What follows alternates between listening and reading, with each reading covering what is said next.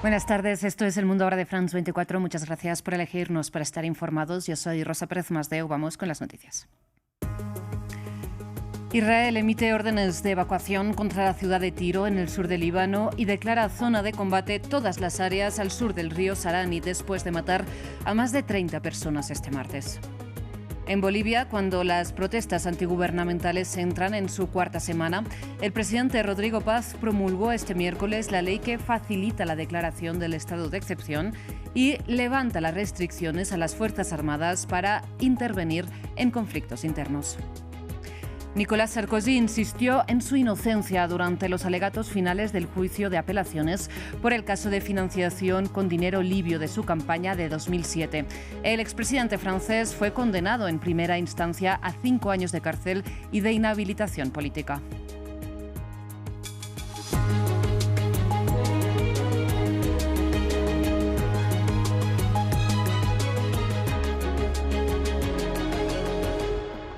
Empezamos en Líbano. El ejército israelí emitió nuevas órdenes de evacuación en la ciudad de Tiro, en el sur del país, y declaró además como zona de combate todas las áreas al sur del río Sarani. Todo ello después de haber matado a 31 personas este martes en nombre de la lucha contra Hezbollah. Y mientras tanto, Estados Unidos e Irán siguen intentando buscar una salida negociada a la guerra. Ethel Bonnet nos amplía desde Beirut. En este sentido, como ya has bien explicado, desde ayer Benjamín Netanyahu ya ha dado órdenes directas para ampliar esa ofensiva en el sur del Líbano, y especialmente es por ese miedo que puede haber de que haya al final un acuerdo entre Irán y Estados Unidos, que significa que en el acuerdo entre Irán y Estados Unidos, Irán ha dejado explícitamente que también va a entrar ese alto el fuego en el Líbano, y esto precisamente es algo que ahora mismo pues Israel no quiere, porque evidentemente pues sigue siendo para ellos una amenaza para el norte de Israel, de su seguridad, y es por esa razón que ellos han ampliado también, porque este mismo viernes es la primera reunión, en este caso el Pentágono, es una reunión más militar entre Líbano, Israel y Estados Unidos, para ver un poco cuál va a ser el papel del ejército libanés cuando ya haya ese acuerdo duradero entre Líbano y Israel. En este caso, pues Israel siempre, ¿no?, ante un posible acuerdo, las medidas que toman siempre son las militares, y es su forma de presionar más al gobierno de Líbano para que de alguna manera pues lleve a cabo ese desarme de Hezbollah, que evidentemente en estos momentos pues es imposible, y es lo que se espera en esta reunión del viernes, donde el ejército libanés, en este caso Israel, lo que quiere hacer es meter más presión al ejército libanés para que ellos sean activamente los que vayan, en cierta manera, pues a desarmar a Hezbollah y enfrentarse a Hezbollah en el sur del Líbano.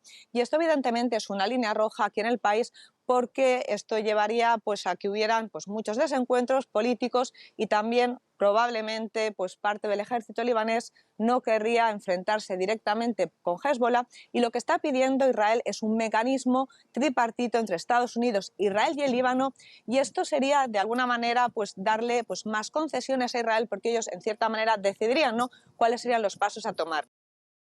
Mientras, precisamente este miércoles, el presidente de Estados Unidos, Donald Trump, reunió a su gabinete y posteriormente se declaró insatisfecho, una vez más, con la propuesta de paz sobre la mesa con Irán, que implicaría la reapertura del estrecho de Hormuz con la retirada estadounidense, pero con la persistente discrepancia entre Teherán y Washington sobre quién debería controlar ese paso naval crucial para la exportación, como saben, de hidrocarburos del Golfo.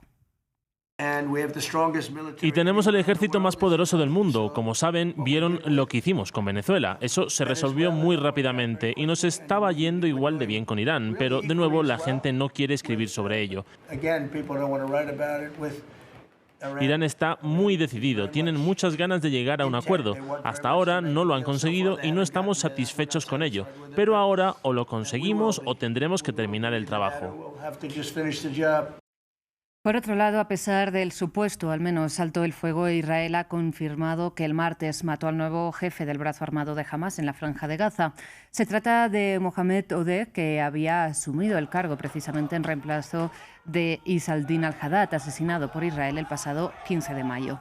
La familia de Odeh ha confirmado que Israel mató también a su esposa y a sus 2 hijos en el mismo ataque en que habría causado la muerte de otros civiles. Cambiamos de tema, actualizamos a continuación la situación en Bolivia, donde este miércoles el presidente Rodrigo Paz promulgó ya la ley que facilita la declaración del estado de excepción y anula las restricciones a las Fuerzas Armadas para intervenir en conflictos internos, mientras las protestas y bloqueos están ya en su cuarta semana. Más detalles en este informe de Maxim Pluvine. El presidente boliviano allana el camino al estado de excepción. En medio de las protestas y bloqueos, Rodrigo Paz promulgó este miércoles la ley que facilita la adopción del estado de excepción y anula las restricciones a la intervención de las Fuerzas Armadas en conflictos internos. La Cámara de Diputados había aprobado el martes una ley que derogó totalmente la llamada Ley 1341, anulando las limitaciones y controles que pesaban sobre el presidente al declarar el estado de excepción. En France 24 hablamos con Juan Carlos Camacho, abogado penalista y constitucional boliviano, quien explicó los detalles y lo que significa esta legislación. Bueno, recordemos que el estado de excepción es lo que antes en Bolivia se denominaba estado de sitio, ¿no? Efectivamente, la intervención militar es uno de los pasos que usualmente se toman cuando se llega a este extremo del estado de excepción. Realmente el estado de excepción debe corresponder a la proporcionalidad de la situación en la cual nos encontramos. ¿Qué quiero decir con ello? Si la situación es extremadamente compleja, merece la intervención militar, porque sobre todo el ámbito policial ha sido rebasado, la seguridad policial ha sido rebasada, se aplicará una intervención de este tipo. Los bloqueos de carretera profundizan el desabastecimiento. Las consecuencias no solo recaen en los alimentos, sino también en sectores más sensibles como la medicina. El personal médico de hospitales en La Paz alertó que se están quedando sin tubos de oxígeno para los pacientes, además de comestibles y medicamentos. La distribución de oxígeno no está siendo paulatinamente coherente a las necesidades propias del hospital. Esto debido, como bien usted indicaba, a las obstrucciones que hay conforme a los paros y también a los bloqueos. Las protestas en distintos puntos de Bolivia llevan más de 3 semanas y parecen estar lejos de apaciguarse.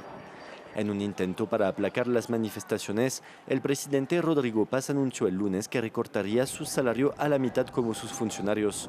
En tanto, la semana pasada renunció al ministro de Trabajo. En otras noticias, Uganda ha anunciado el cierre de su frontera con la República Democrática del Congo para intentar al menos evitar la propagación de la nueva variante del virus del ébola, para la que al menos de momento no hay vacunas o medicamentos aprobados.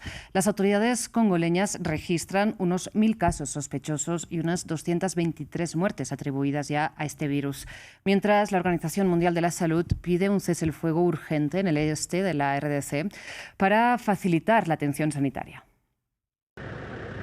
Segunda frontera que cierra debido al virus del ébola. Uganda ha decidido cerrar sus pasos fronterizos con la vecina República Democrática del Congo con efecto inmediato y durante 4 semanas para intentar contener el actual brote de la rara cepa de Bundibugyo.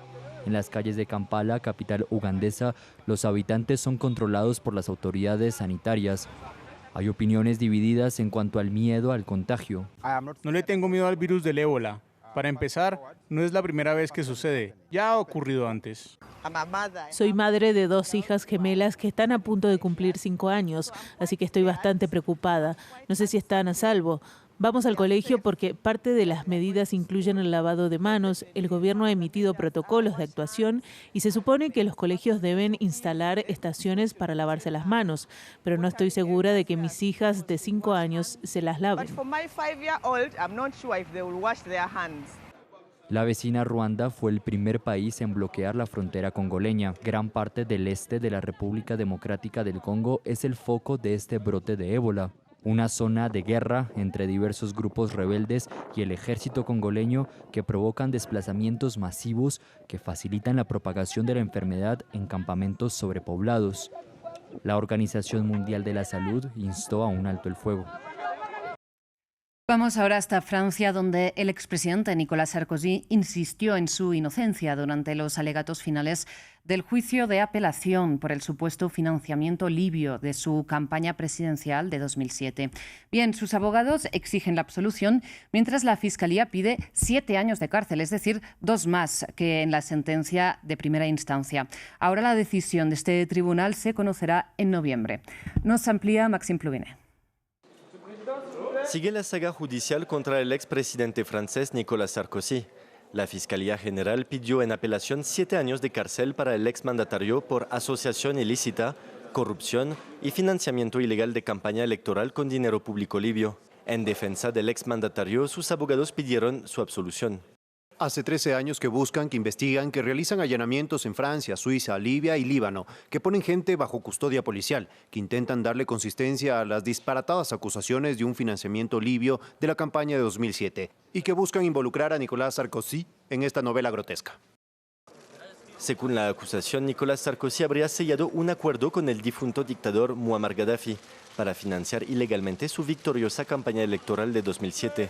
Gaddafi fue asesinado en 2011 durante la Guerra Civil Libia y la intervención militar internacional impulsada por Francia, bajo el gobierno de Sarkozy.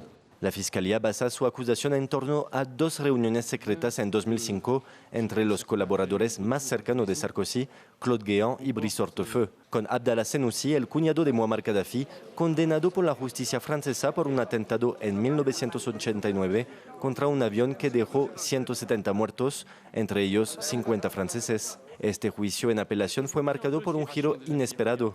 Por primera vez, Claude Guéant contradijo la versión del expresidente. Las declaraciones de Claude Guéant vinieron a respaldar nuestros argumentos y fueron un tsunami dentro de este caso. Un tsunami a la escala del expediente porque hasta ahora había una solidaridad entre las distintas partes donde todos o casi todos se alineaban con la defensa de Nicolás Sarkozy. Y esa es la primera vez que Claude Guéant contradice esa posición. Los jueces entregarán su decisión el 30 de noviembre. En otras noticias, el presidente del gobierno español, Pedro Sánchez, visitó al Papa León XIV en el Vaticano, pero no pudo evitar tener que ofrecer comentarios sobre las investigaciones que sacuden a su partido y prometió cooperar con la justicia. Mientras tanto, la Guardia Civil entraba a la sede del Partido Socialista en Madrid en busca de pruebas sobre un presunto complot para desestabilizar los procedimientos judiciales contra el partido o el gobierno. Pedro Sánchez de visita en el Vaticano mientras en Madrid una unidad especial de la Guardia Civil acudía a la sede del Partido Socialista en el marco de una investigación contra líderes del partido. El presidente del gobierno español, que se reunió con el Papa León XIV como antesala a la visita del pontífice a España entre el 6 y 12 de junio, tuvo que justificarse de nuevo a propósito de las acusaciones judiciales contra el PSOE. No quiero tampoco, minusvalorar la gravedad de la investigación que ahora mismo la Audiencia Nacional está teniendo en curso y, por tanto, lo que sí que les puedo trasladar a la ciudadanía española es total colaboración con la justicia.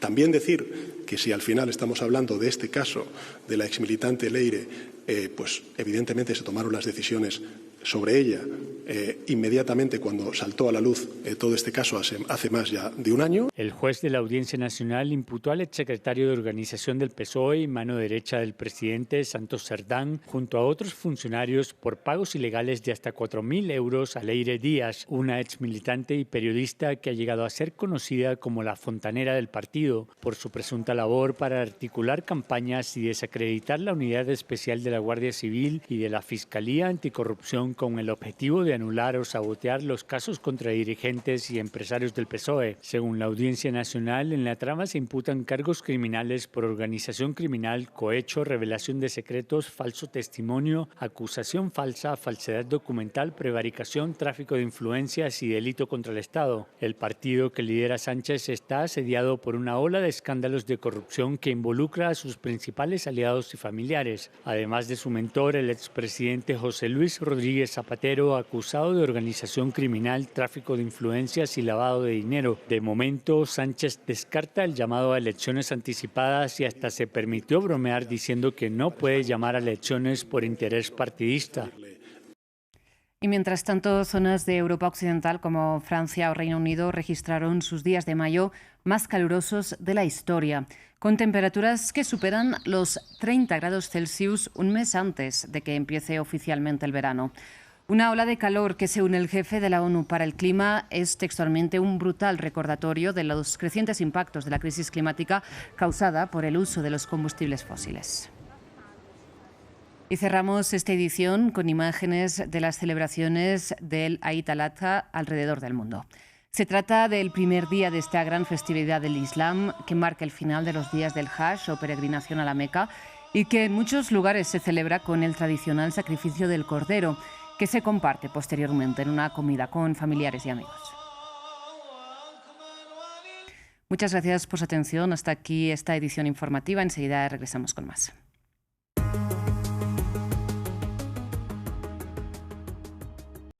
Hola, bienvenidos a Migrantes, el programa semanal de France 24 sobre el éxodo. Los saluda Juliette Riaño. Cada año, miles de personas salen de sus países. Buscan un nuevo comienzo, una nueva oportunidad, un mejor futuro. Contamos las historias de exilados, refugiados y solicitantes de asilo. Un viaje por las fronteras para entender el éxodo. Acompáñenme en Migrantes por France 24 y France24.com.